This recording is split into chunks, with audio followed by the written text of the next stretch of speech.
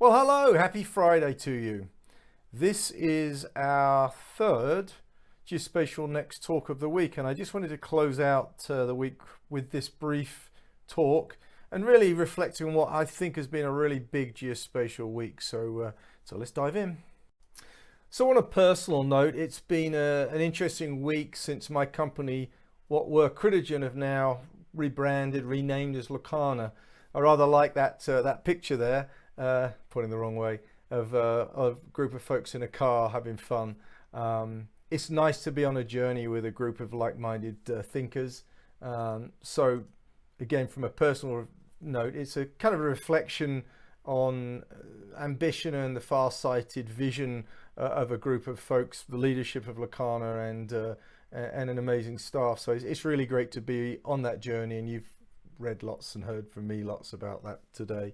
Or sorry, over this week. So, but I think on a bigger scale, it's really to me it reflects on an industry coming of age. Not only are there good reasons why Lacana have rebranded, talking about the industry an inflection point, but we've seen others announcements over the last 6 months coming from those in the geospatial industry, which are incredibly progressive. There's signs that we're in a time of a real change in the industry. So it's a really exciting time to be in the geospatial industry, and what the announcements were made this week around Lacana reflect more widely on the industry. So I wanted to talk about Geospatial-Next as well, because there's been some interesting developments there through the many conversations I have as ever. So it's really emerging as a two-part conversation, this. I wanted to highlight the fact it is, I use that term crossing the chasm, and some people have picked me up on that. But in my mind, what I talk about with crossing the chasm is the growth of the industry from a niche to the mainstream. We'll talk more about that in a second. The other part of the conversations is kind of a window into the future. So, what's coming ahead. So let's dive into both those topics very briefly.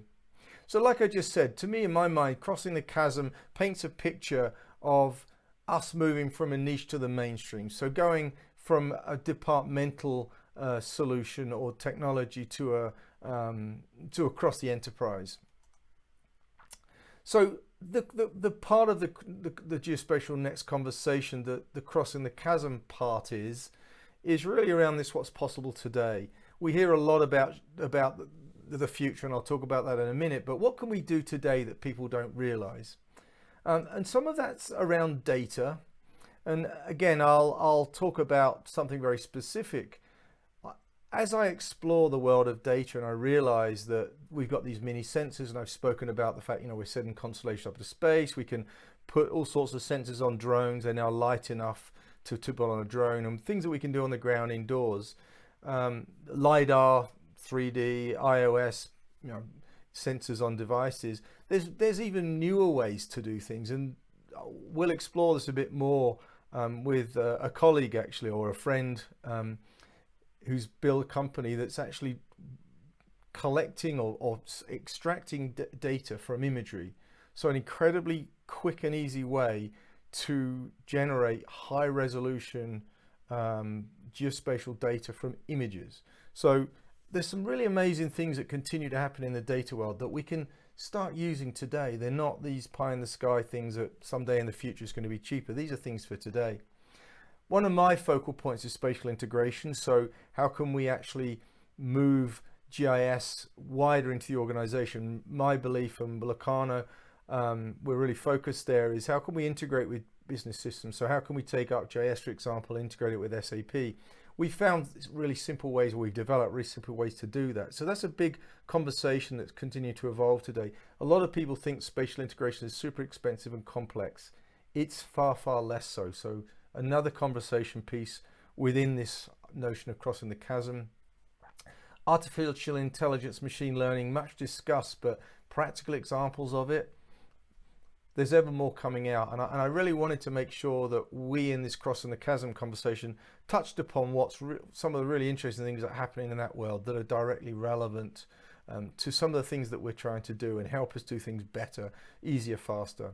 So conversation there. And then this commercial adoption. Again, when one thinks about the fact that the traditional spaces where geospatial and GIS sit how do we grow into the commercial sector? The commercial sector really hasn't adopted GIS and geospatial to an enormous degree. So another conversation piece there. There's lots of new ways that the commercial sector can actually start adopting the technology. So I use these three titles. There's many more we could have included here because I'm not going to tell you more yet, but there's a group of us that are in each of these spaces actually, who have been talking about actually developing a webcast once a month, podcast and webinar once a month to kind of explore some of these ideas of what we can do now, things that people don't realize that are actually happening in the background. So new conversations we'll be having, we'll ask me questions, we'll be bringing guests in, but very much around how can we take this data and these analytics and apply that to solve real problems. So very much use case focused.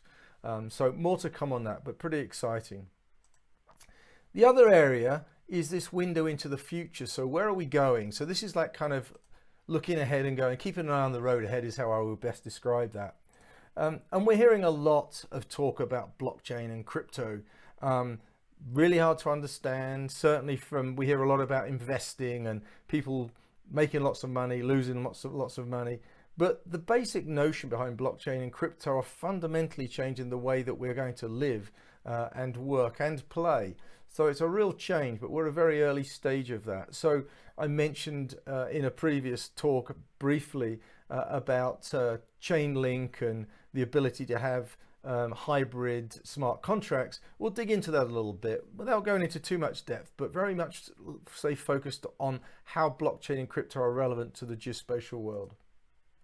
Another area is Web3. You know, I'm old enough to remember when the web first came out. In fact, when I moved to America, the web was the World Wide Web, as it was then called. And I remember the early links and early browser, which was text-based and Mosaic. So I remember the birth of the internet and how all the promise, all the crazy investing that went into it. But I remember watching it and thinking, this is going to change everything. And Web3 is the same, and it's still under development, much discussed, theoretical, but it's bubbling under the surface and you'd be surprised by what's going on. So again, we'll talk about Web3 and how it's relevant to geospatial. The last one, again, not very well understood, still not very well defined, but the metaverse and digital twin. We'll cover that. And again, I'm not going to go into too much depth on that, but I think that the metaverse and digital twin it's that area that I'm most interested in, how we synchronize the physical world with the digital world. So we create the world digitally. How do we synchronize those two worlds? How do we sort of geo-anchor places, people, things to that world? So, you know, we're kind of moving into this place where we have almost two worlds, but they're linked. The physical world that we live in, and then the digital world, which is really the metaverse is a part of that. So and you can, just by my explanation there, you can tell that, you know, we're talking fundamentally geospatial here. So we will explore some of those areas and throw some ideas out. Maybe I will, or the group I just mentioned will bring someone in that can talk to that. So some really interesting things, but two real parts of this Geospatial-Next conversation. So I'll finish there. It's been an eventful week, like I said.